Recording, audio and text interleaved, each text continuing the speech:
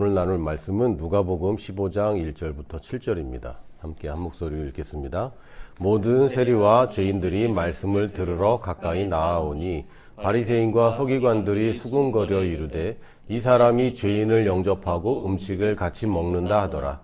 예수께서 그들에게 이 비유로 이르시되 너희 중에 어떤 사람이 양 100마리가 있는데 그 중에 하나를 잃으면 99마리를 들에 두고 그 잃은 것을 찾아내기까지 찾아다니지 아니하겠느냐. 또 찾아낸즉 즐거워 어깨에 메고 집에 와서 그 벗과 이웃을 불러 모으고 말하되 나와 함께 즐기자. 나의 잃은 양을 찾아내었노라 하리라. 내가 너희에게 이르노니 이와 같이 죄인 한 사람이 회개하면 하늘에서는 회개할 것 없는 의인 99으로 말미암아 기뻐하는 것보다 더하리라. 아멘. 이제 99마리 양을 들에 두고 한 마리 잃어버린 양을 찾아가는 목자의 모습에 대해서 예수님이 설명을 해주셨는데, 이게 산술적으로는 셈법이 좀 안 맞아요. 안 맞아요. 그러나마 양은 좀 이해가 돼. 왜? 내 양이고 내가 사랑하는 양이니까. 근데 요거 누가복음 15장에 세 개의 비유가 나오는데, 첫 번째는 잃어버린 한 마리 양과 99마리 양. 그 다음 비유는 뭐냐면 동전이 10개인데 하나를 잃어버렸더니 막 뒤지고 찾는 거예요. 요즘은 더 이해가 안 되죠. 100원짜리 요새 너무 가치 없게 생각하잖아요, 사람들이. 100원짜리, 500원이면 좀 모르겠는데 10원짜리는 아예 받지도 않고요, 이제. 의미가 없고 100원짜리도 그냥 굴러다녀도 이렇게 뭐 딱히 줍는 사람 별로 없는 것 같습니다. 그런데 당시 동전이 얼마였는지 모르겠지만 제가 볼 때 뭐 10,000원 넘거나 50,000원 넘거나 그러진 않지 않았을까. 뭐 은화도 있고 금화도 있었을 테니까 동화 자체가 이게 얼마나 귀중한 것인지 모르겠지만 지금 현존하는 지폐 중에도 뭐 100달러짜리 있잖아요. 그게 뭐 제가 알기로는 굉장히 뭐 100유로짜리 뭐 이 정도면 뭐 10만 원이 넘는 15만 원 가까이 되고 20만 원 가까이 되는 돈인데, 근데 그 다음 이걸 찾은 여자가 하는 짓이 더 이상해요. 동전을 찾았다고, 아니 뭐 5만 원짜리라고 하더라도 5만 원짜리를 잃어버렸다가 찾았다고 잔치를 해요. 그럼 지출이 얼마야 도대체? 이게 말이 되나? 이게 좀 이상한 거죠. 그래서 저는 그 강력하고 대문자인 T의 사람으로서 이해는 잘 안 돼요. 근데 이게 사람이 이래요. 사람은 가치 판단이 다 달라요. 가치 판단이 다 달라서 그렇게 강아지는 예뻐하지만 소고기는 맛있게 먹고, 가치가 다른 거죠. 이게 산술적이지 않습니다. 뭐 인형 뽑기방 같은 데 가보면 인형 그거 조그만 거 하나 뽑겠다고 2만 원 3만 원 쓰고 나서 뽑았다고 그렇게 좋아하죠. 이런 거예요. 인간은 그렇습니다. 가치를 어디 두느냐에 따라 다른 건데, 이게 세 번째 비유에 보면은 이건 좀 공감이 좀 많이 되긴 합니다만, 말 잘 듣는 큰아들이 있고 가출한 방탕한 아들이 있는데 아버지의 마음은 어디가 있냐. 누구한테 쏠려 있습니까? 그 방탕하지만 가출한, 집에 없는, 지금 고난당하고 있는, 자기는 이게 고통인지 모르지만 이상한 길로 가고 있는 아들을 향해 있는 게 아버지의 마음이란 뜻입니다. 동전에 대한 비유는 아마 사람들이 이해 못하는 사람도 있었지만, 맞아, 그럴 때 있지 하는 사람도 꽤 있을 거예요. 그럴 때 있거든요. 기분 좋다고 이제 내가 밥 쏠게 막 이런 사람들. 근데 복권 10,000원 당첨됐다고 막 10만 원 쏘고 막 이런 경우 있단 말이죠. 이제 자기가 기분이 너무 좋으니까 나중에 쓰는 돈과 비교하지 않는, 지금 그걸 얘기하시는 것이지, 한 마리 양이 더 귀하다. 아니, 한 마리 양이 잃어버린 게 너무 자기한테 큰 거고, 어떤 사람은 동전 하나에 그렇게 애착을 갖고 있는 것인데, 그것이 아들이라면 잃어버린 양, 집에 10명의 아들이 잘 먹고 잘 살아도 한 명 없어지면 그거 진짜 힘들거든요, 마음이. 제가 정말 안타까운 것 중에 하나, 저도 이제 요즘은 그런 일이 많이 없지만 옛날에 미아가 꽤 많았어요. 이 정보통신이 발달을 못하니까 잃어버리면 못 찾는 거야. 그리고 못 만나. 저도 미아가 돼서 한 30분 정도 어린이 대공원을 헤맸던 기억이 있는데, 그때 미아가 됐으면 제 인생이 굉장히 달라지겠죠. 제 인생도 달라지겠지만 저희 부모님 인생도 말도 못하게 달라지겠죠. 이 말 잘 듣는 아들도 참 좋긴 한데 사실은 아버지 그리고 선한 목자의 마음은 잃어버린 자들한테 가 있습니다. 그렇다고 99마리를 버려두고 계속 버리는 게 아니라 찾으면 다시 오죠. 그래서 특히 제가 어렸을 때 이 성경을 읽을 때 가만히 있어봐. 나는 그럼 이제 99마리인데 예수님 사랑을 내가 덜 받는 거 아닌가, 이런 마음이 좀 들어서 좀 섭섭한 적이 있었거든요. 그건 이제 어리니까 그런 생각이 드는 것뿐이지, 성장하니까 그렇지, 예수님이 저걸 보고 계시면 나도 저걸 봐야 되는데 라는 마음이 생깁니다. 근데 이 얘기를 왜 하셨냐면 이 앞부분에 뭐라고 돼 있습니까? 세리와 죄인들은 말씀 들으러 예수님한테 왔는데 바리새인과 서기관들이 저 옆에서 예수님 보이는 데서 수군거리고 있는 거예요. 저것도 죄인들하고 또 어울린다고, 또 쟤네들 누군지 몰라서 저러는 거 아니지 않냐고, 거룩하지 않고 저렇게 불경스럽다고 막 그러고 있는 사람들에게 하는 말씀입니다. 그래서 이거는 우리처럼 예수님의 한 양이 되어서 또 예수님의 제자가 되어서 하는 사람들과 상관없이 비판적으로 종교적인 사람들에 대한 이야기인 거죠. 그래서 예수님의 방향성은 믿는 사람이 잘 사는 것도 참 좋은 겁니다. 그러나 잃어버린 자가 돌아오는 것, 죄인이 회개하는 것을 더 기뻐한다라고 성경은 명확하게 얘기합니다. 예수님의 기쁨은 어느 정도 되면 나와 함께 즐기자. 글쎄, 나와 함께 즐기자 그러면 약간 좀 유흥 쪽 아닙니까? 보통은 좀 순화해서 나와 함께 즐거워하자, 혹은 나와 함께 기쁨을 나누자 그랬는데 여기는 굉장히 원색적이에요. 나와 함께 즐기자, 파티하자, 이런 뜻입니다. 파티하면은 막 과하게 먹고 과하게 쓰고 그러잖아요. 파티하면은 지난번에 우리 성탄절날 우리 교회에서 함께 모여서 파티를 조촐하게 하긴 했는데, 아니 선물을 이렇게 준비해줘서 너무 고맙긴 했는데 포장지 너무 아까운 거야. 그 쓰고 어떻게 했어요? 버렸죠. 나 아직 못 버렸어. 너무 아까워. 막 포장을 너무 잘 해놔갖고 케이크 상자도 너무 아깝고. 근데 파티는 그런 거예요. 파티는 소비해버리고 흥청망청 쓰는 거거든요. 왜? 그렇게 기쁜 거예요. 근데 예수님도 지금 세리와 죄인들하고, 예수님 뭐 돈의 가치 뭐 검소한 분이 아니신 것도 아니고, 예수님이 돈을 어디다 쓰는 것이 더 좋은 건지 모르는 분이 아니잖아요. 근데 즐거워서 돈 쓰는 것에 대해서 예수님 완전 과소비 많이 하신 것 같아요. 심지어는 한 여자가 향유 옥합을 깨갖고 예수님 발에 부었을 때 예수님 그거 굉장히 좋아하셨거든요. 근데 이제 종교적인 사람들, 그 기쁨을 함께 누리지 못하는 사람들 뭐라 그럽니까? 저거를 왜 낭비하냐, 이제 이러는 거죠. 이 즐거움을 나누는 것은 굉장히 중요한 것이고, 지금도 많은 교회에서 예수님과 기쁨을 나누지 않고 아직도 종교적으로 뭔가 예수님을 위해서 뭔가를 하려고만 자꾸 그런 경우가 많이 있어요. 근데 예수님이 기뻐하는 것은 뭐였습니까? 내가 경건하게 사는 거, 그것도 기쁘죠. 그러나 더 예수님이 파티하자 이런 게 뭐였죠? 죄인이 돌아오는 겁니다.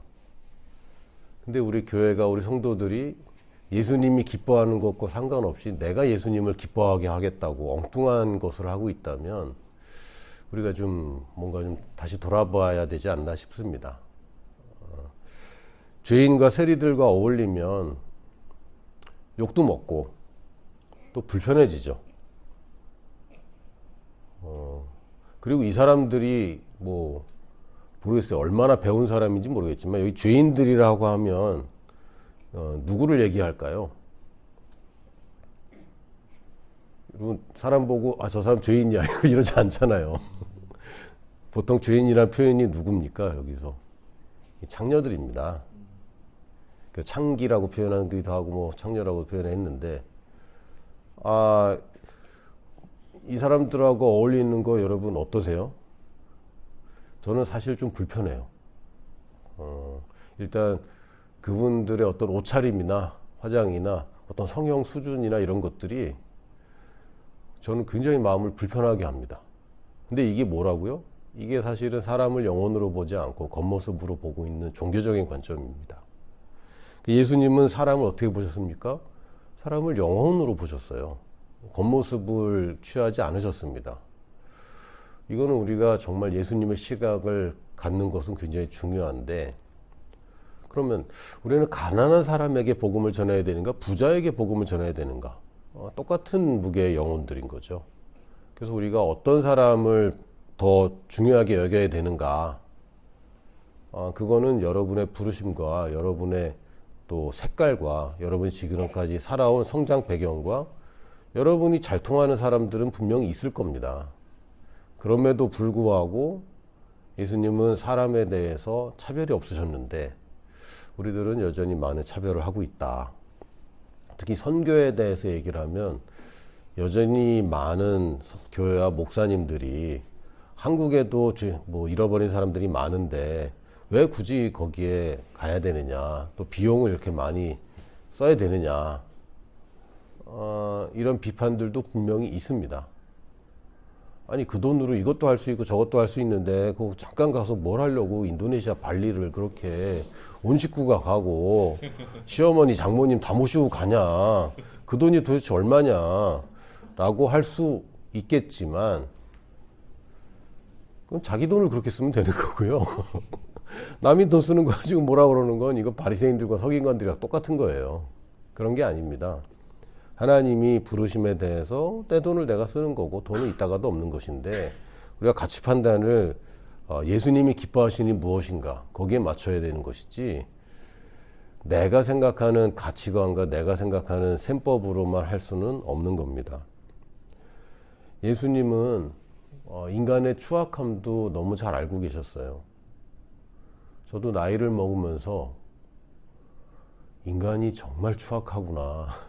정말 이건 뭐 알고 싶지 않아도 알 수밖에 없고 인간의 그 속셈 그리고 자기도 모르는 그런 추악함들 그리고 그냥 언뜻언뜻 나오는 이기심과 거짓된 그런 표현 그런 것들 또 나도 그러고 있고 이런 추악함을 모르고 사람을 사랑하신 게 아닌데 근데 이 인간의 추악함 속에서도 주님은 늘 하나님의 형상이라는 것을 늘 바라보고 계셨습니다. 그러니까 하나님의 관점에서 늘 보셨죠. 예수님이 인간이 되셨지만 그 관점과 가치관은 아버지와 동일했습니다. 그러니까 하나님이 우리를 보실 때 사실 우리는 뭐 전과가 30범이고 전과가 없고 우리끼리는 굉장히 차이가 있다고 하지만 하나님 보실 때는 그게 그거야 사실. 뭐 얼마나 그 추악함 그 육체적인 욕망과 거기에 어떤 사람은 교육을 잘 받아서 그런 것이고 어떤 사람은 엄한 부모 만나서 그럴 수 있는 거죠. 하나님은 그거를 그냥 거기에 대해서 가치 판단을 지금에 있는 우리의 모습이나 우리의 그 죄 때문에 우리가 가려져 있는 모습이 하나님께서는 그 겉모습을 본 게 아니고 깊숙한 곳에 있는 하나님의 형상으로 창조된 하나님의 자녀였으나 잃어버린 우리들을 보고 계신 거죠. 우리가 하나님의 자녀가 되었다라고 표현하는데 정확하게 표현하면 하나님의 자녀였으나 잃어버렸다가 다시 되찾았다라는 것이 맞습니다. 원래 인간은 하나님의 자녀로 창조됐거든요. 하나님의 형상대로 창조되고 하나님이 영을 불어넣으신 것은 하나님의 자녀로 창조된 존재였으나 잃어버린 바 되었다가 다시 찾게 되었습니다. 그래서 예수님은 늘 사람을 보실 때 저 사람은 잃어버린 사람, 다시 찾아야 될 사람, 남의 양이 아니라 우리에 들지 않았으나 이제 다시 내 양이 될 양들 이렇게 보셨고 우리들은 나와 저 사람은 다르다 이렇게 보고 있는 거죠. 예수님은 굉장히 긍정적이셨고 또 아주 굉장히 소망이 넘치는 분이셨습니다. 근데 우리는 저 사람은 안 돼. 몇 번 해봤는데 안 돼. 또 저 사람은 뭐 해봤자 큰 열매가 없지 않은가라고 속셈만 하고 있다면 이건 예수님이 기뻐하시는 것과 전혀 다른 일을 하고 있는 것입니다. 그렇다고 해서 예수님이 이 세리를 위해서 사셨냐? 그것도 아니에요. 창녀들을 위해서만 사셨냐? 그건 아닙니다. 예수님은 그들을 위해서 죽으셨습니다. 죄인들을 위해 죽으셨어요. 그러나 예수님은 제자들을 위해서 사셨습니다. 이게 이제 다른 부분이고 우리가 잘 알아야 되는 부분입니다. 예수님은 죄인들을 위해 죽으셨지만 제자들을 위해 사셨습니다. 이게 예수님의 방향성이에요. 그리고 그 방향성을 맞춰가는 일상이었습니다. 다시 얘기하면 제가 지금 런투기부 사역을 하고 있고 또 보육원에 있는 청소년들이나 자립준비 청년들을 대상으로 하고 있습니다. 그러나 제가 그들을 위해서 사는 건 아니고 그들 가운데 제자를 위해 사는 거죠. 그 교도소 사역하시는 분들이 있어요. 그분들을 대상으로 삼는 건 맞습니다만 그분들 100명, 1000명을 위해 사는 게 아닙니다. 제자를 위해 사는 겁니다. 그 방향성은 인도네시아를 품더라도 여러분이 사는 일상은 제자를 염두에 두고 제자의 포커스를 맞추고 사는 겁니다. 그래서 어떤 사역은 5,000명을 먹이고 10,000명을 먹이는 사역이 존재하긴 하고 그것도 필요할 때가 있어요. 그러나 그것이 예수님의 삶은 아니었어요. 예수님은 죄인들을 위해 죽으셨지만 제자들을 위해 사셨습니다. 우리도 그리고 예수님께 남은 거는 5,000명이 아니라 제자들이었죠. 물론 제자들도 다 안 남고 다 도망가긴 했지만 결국은 남은 거는 제자들이었거든요. 그러니까 우리가 어떤 하나님의 부르심이 저 같은 경우는 뭐 고아들을 위해 부르셨다라고 만약에 가정한다고 할 때 그렇다고 해서 제가 고아들을 위해서 죽을 수는 없어요. 그 고아들을 위해서 하는 게 아니라 고아들을 위해서 제가 끝까지 내 인생을 거기 바칠 겁니다. 그러나 나의 지금 하루하루의 삶은 제자들을 위해 쓰는 거죠. 그래서 우리가 대상은 그것이 우리의 부르심의 목표점이긴 하지만 그것을 가는 여정은 하루하루 여러분은 제자를 남기는 것입니다.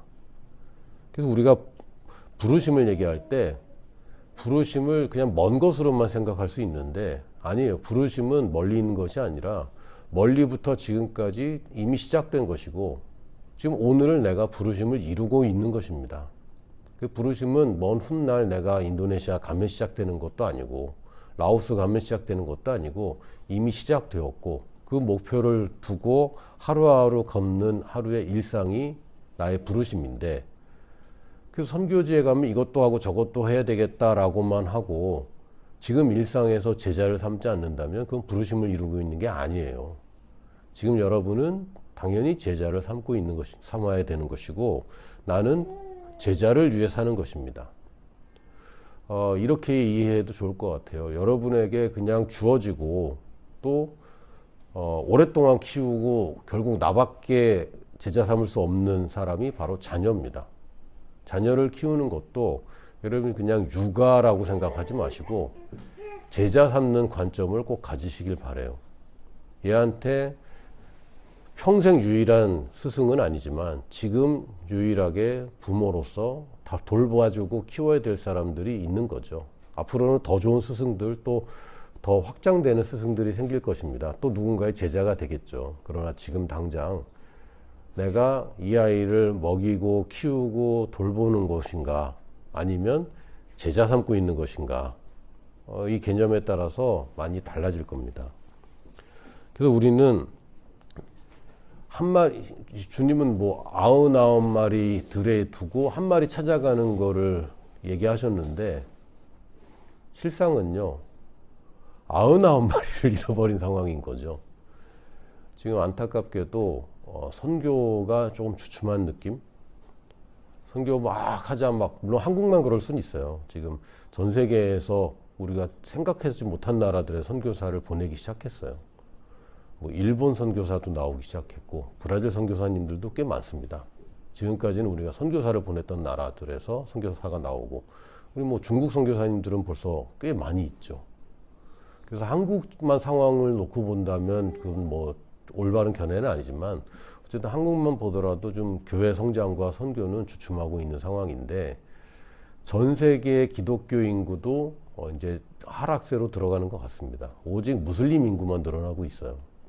무교가 늘고 있고 기독교인들은 이제 감소세로 돌아서는 것 같은데, 기독교 인구가 명목상 기독교 인구라고 하더라도 전 세계 인구의 3분의 1을 넘은 적이 한 번도 없어요. 그러니까 사실은 전 세계에 한국만 돌려봐더라도 예전에 뭐 25% 이렇게까지 얘기하다가 지금 뭐 8% 이렇게 얘기합니다. 잃어버린 양이 더 많은 거죠. 근데 교회는 어디에 집중하고 있냐면 우리 안에 있는 양에만 집중하고 있어요. 물론 교회가 특히 주일날, 또 교회 대부분의 사역이 성도들을 돌보는 기관인 거는 맞습니다.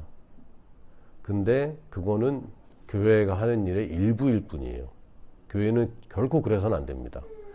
교회는 예수님의 선한 목자가 잃어버린 양을 찾아가는 것처럼 교회도 잃어버린 양을 올 수 있도록 문 열어놓는 것만으로는 부족합니다. 잃어버린 양은 찾아가야 돼요. 그들은 목자를 찾아올 여력이 없어요. 그 선교지로 찾아가는 것이 우리가 하는 일이고, 근데 또 재밌는 것은 선교지에서 이제 한국을 많이 찾아옵니다. 지금 현재 17개 국가에서 비전문 노동자, 소위 말하면 노동으로 비자를 주고 있거든요. 17개 나라가 있는데 대부분이 이제 우리가 말한 선교지들입니다. 여기서 지금 한국에 일하러 오고 계시고 또 점점 확장될 겁니다. 왜요? 한국은 초고령화 사회로 접어들거든요. 그럼 젊은이들이 이제 들어올 수밖에 없어요. 근데 이분들은 우리 근처까지만 오지 우리한테 오진 않아요. 외국인 노동자가 교회를 그냥 찾아가는 법은 없어요. 그 교회가 찾아가는 겁니다. 교회 사람들이 우리끼리 모이는 것에 만족하지 말고 찾아가야 됩니다. 물론 집으로 초청하는 것도 좋아요. 근데 그것도 사실은 찾아가는 거죠. 잃어버린 양에게 적극적으로 찾아가서 초청해야 됩니다. 근데 그냥 누구든지 와도 되는 곳이다, 그것만으로 부족하다는 거죠. 왜요? 잃어버린 양이지 잃어버린 목자가 아닙니다. 목자를 잃어버렸으면은 기다려야죠. 근데 지금 우리가 양을 찾아가지 않고 기다리고 있다면 지금 99마리가 목자 기다리듯이 그러고 있는 거예요. 그 목자는 잃어버린 양 찾으러 다니고 있는데 양들은 우리 위해서 목자를 기다리고 있는 거죠.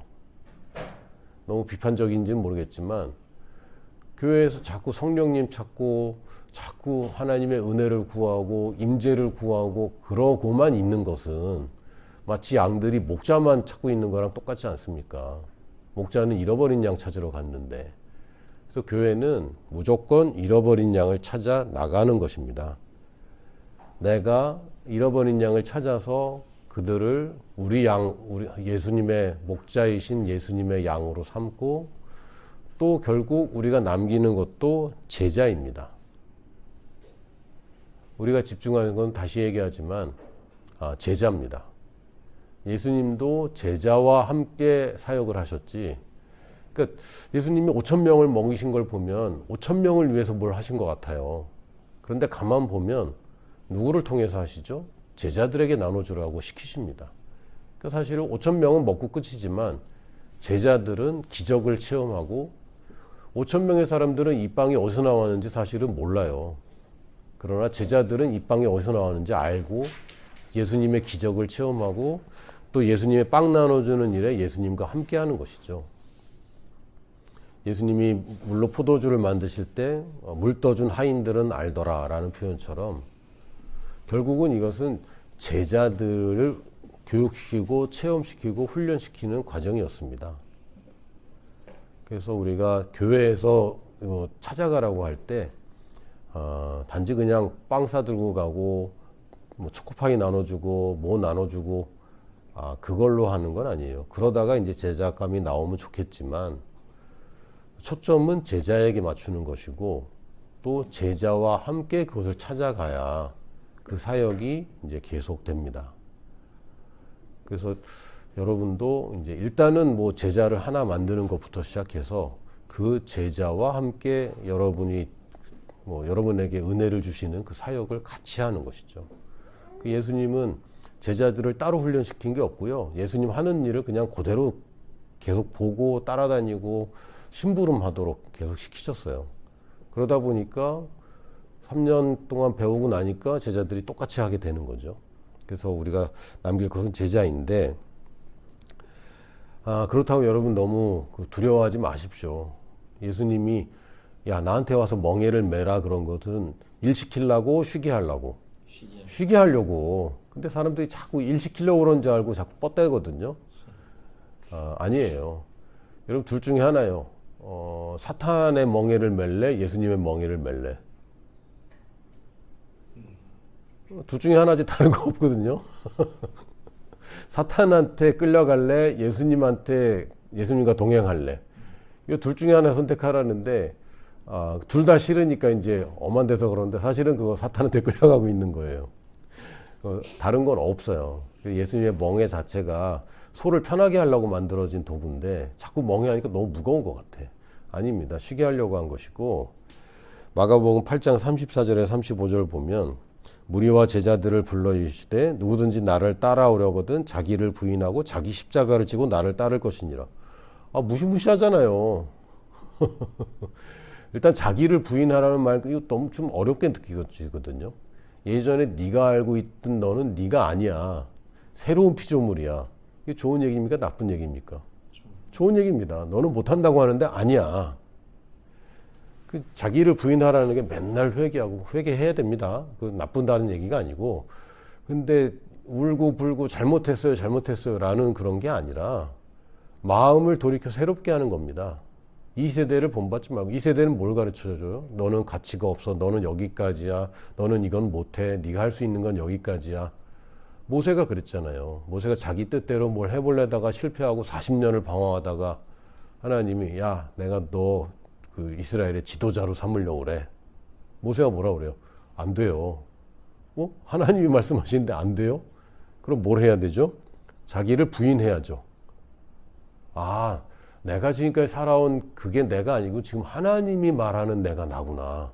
이게 자기를 부인하는 겁니다. 자기 부인이라는 게 맨날 울고 이런 거 아니에요. 자기를 부인하라는 건 너는 너를 누구라고 보느냐. 그거 아니잖아. 하나님이 보시는 넌 누구야. 그리고 자기 십자가를 지고 나를 따르라 했을 때 십자가를 지고 따르라는 얘기도 예수님과 멍에를 같이 매는 것과 비슷한 표현이고요. 십자가는 뭡니까? 결국 우리의 부르심입니다.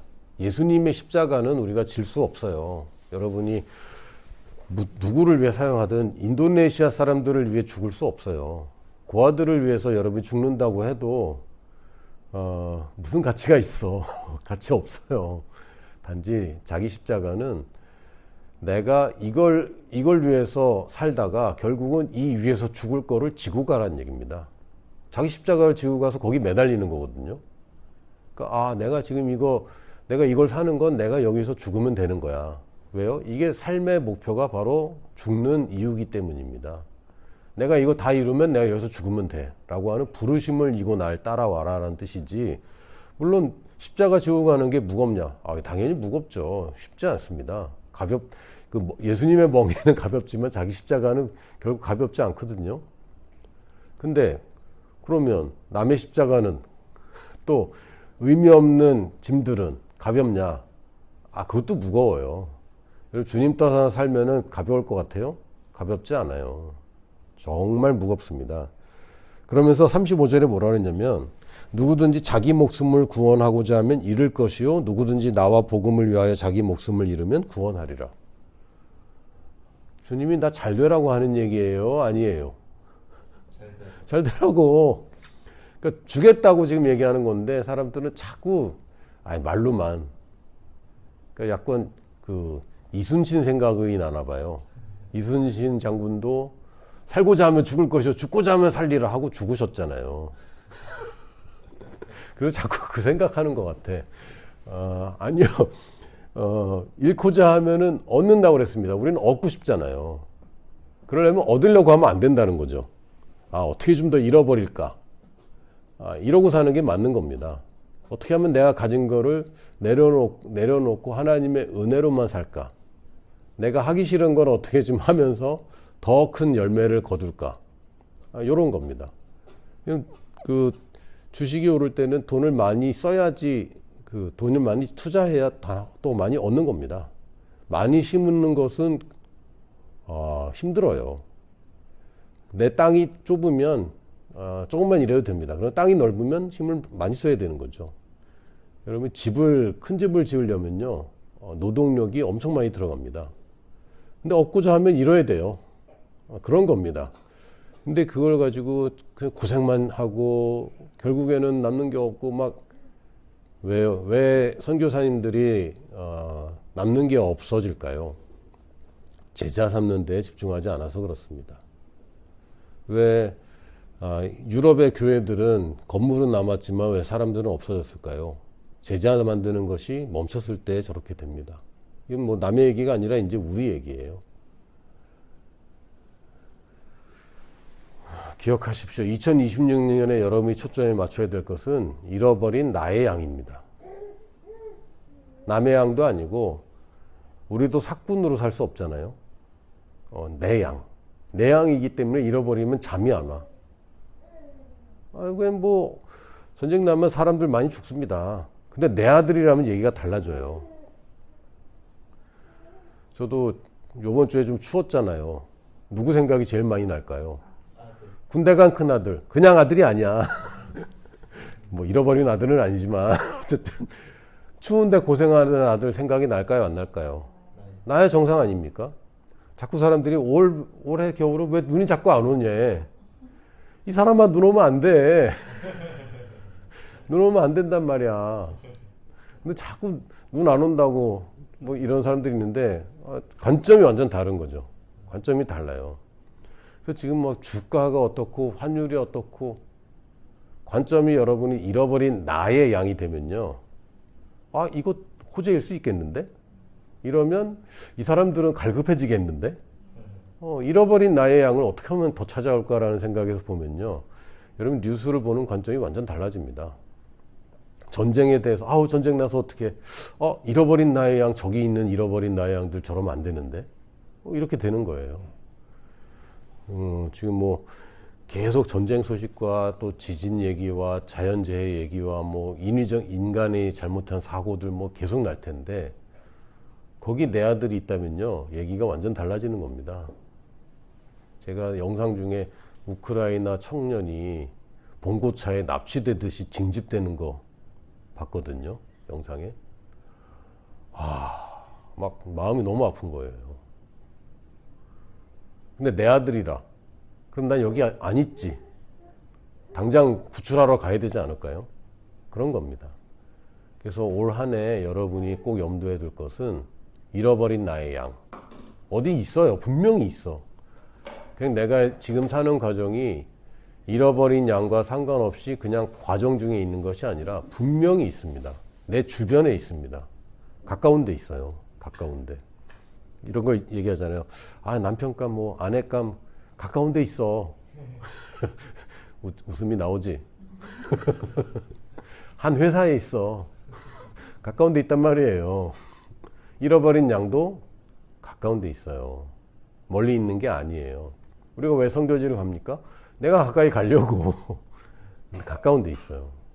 가까운 데 있는 잃어버린 나의 양을 꼭 발견해서 찾아옵시다. 할렐루야. 올해는 꼭 양들을 찾아오는 한 해가 될 것입니다. 아멘.